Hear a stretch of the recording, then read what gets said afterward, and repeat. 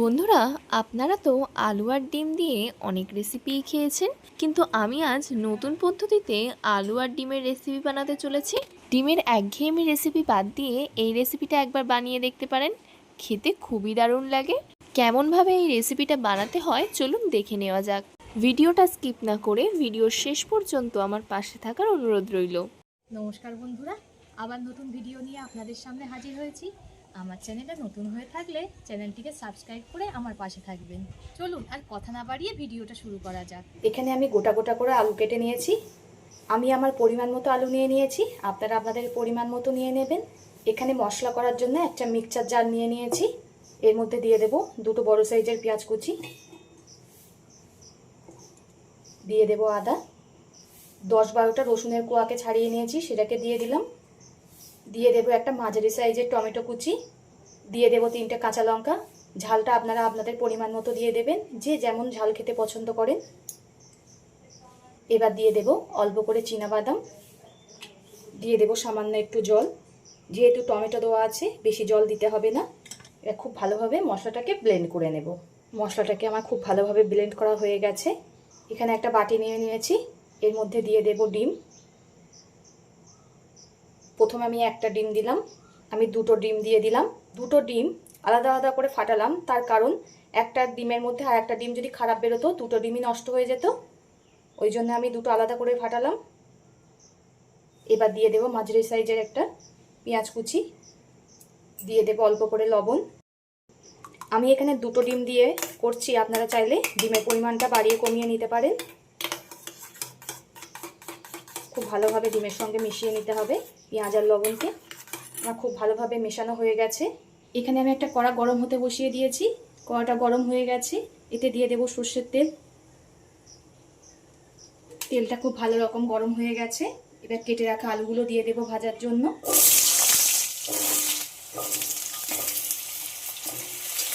আলুগুলো আমি আমার শেপ মতো দিয়ে নিয়েছি, আপনারা আপনাদের শেপে কেটে নেবেন।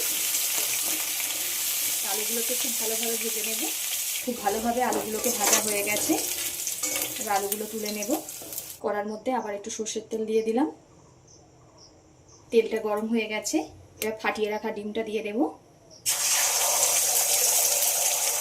এই পদ্ধতিতে বন্ধুরা ডিম আলুর তরকারি করে দেখবেন, সবাই চেয়ে খাবে।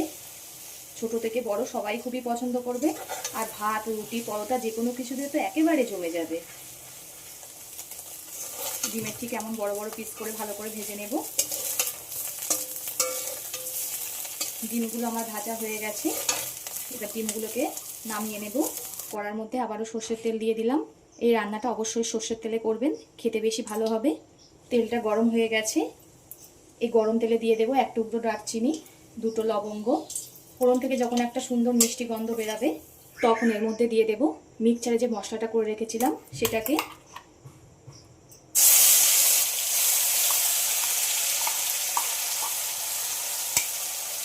মশলাটা খুব ভালোভাবে কষিয়ে নেব।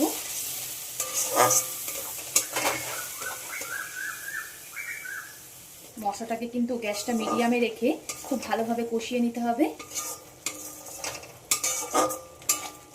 এবার এতে দিয়ে দেব স্বাদ মতো লবণ, পরিমাণ মতো দিয়ে দেব হলুদ গুঁড়ো। লবণ আর হলুদ দিয়ে আবার খুব ভালোভাবে কষিয়ে নিতে হবে।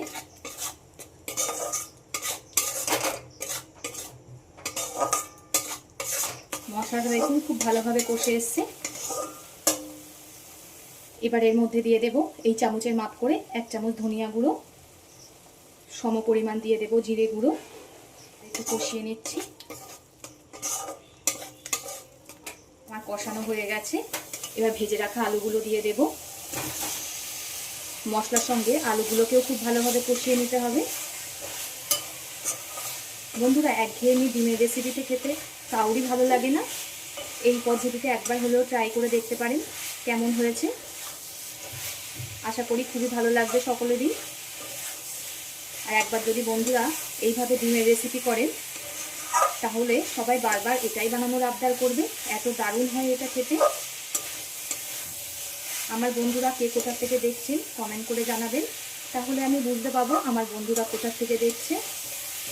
আর আপনারা এত সুন্দর সুন্দর কমেন্ট করেন, আমার পড়তে ভীষণই ভালো লাগে। এভাবে পাশে থেকে সাপোর্ট করার জন্য সকলকে অসংখ্য ধন্যবাদ। 1 মিনিট মতো কষিয়ে নেব মশলার সঙ্গে আলুগুলোকে। আমি কিন্তু বন্ধুরা এখানে কাঁচা লঙ্কা দিয়ে করছি, আপনারা যদি একটু কালার চান একটু লঙ্কার গুঁড়ো দিয়ে দেবেন। আমার কষানো হয়ে গেছে, এবার এতে পরিমাণ মতো জল দিয়ে দেব। আমি আমার পরিমাণ মতো জল দিয়ে দিলাম, আপনারা আপনাদের পরিমাণ মতো জল দিয়ে দেবেন।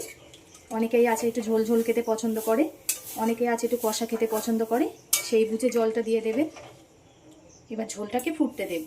ঝোলটা খুব ভালো রকমই ফুটে গেছে। এবার ভেজে রাখা ডিমগুলো দিয়ে দেব।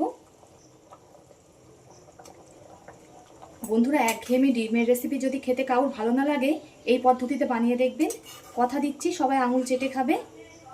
এভাবে ট্রাই করে কমেন্ট করে জানাবেন বন্ধুরা কেমন লেগেছে আপনাদের। আবারও ফুটিয়ে নেব। আমি 15 মিনিট মতো খুব ভালোভাবে ফুটিয়ে নিয়েছি।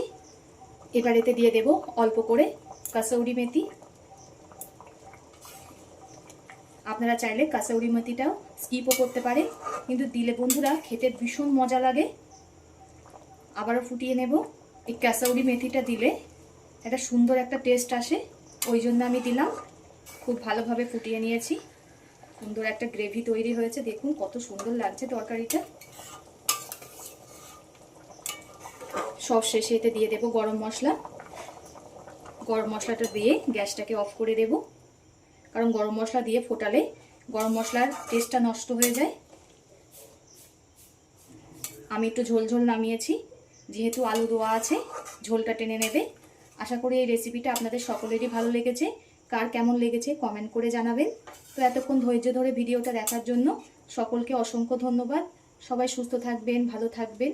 পরবর্তী একটা নতুন রেসিপি নিয়ে আপনাদের সামনে আবার হাজির হচ্ছি।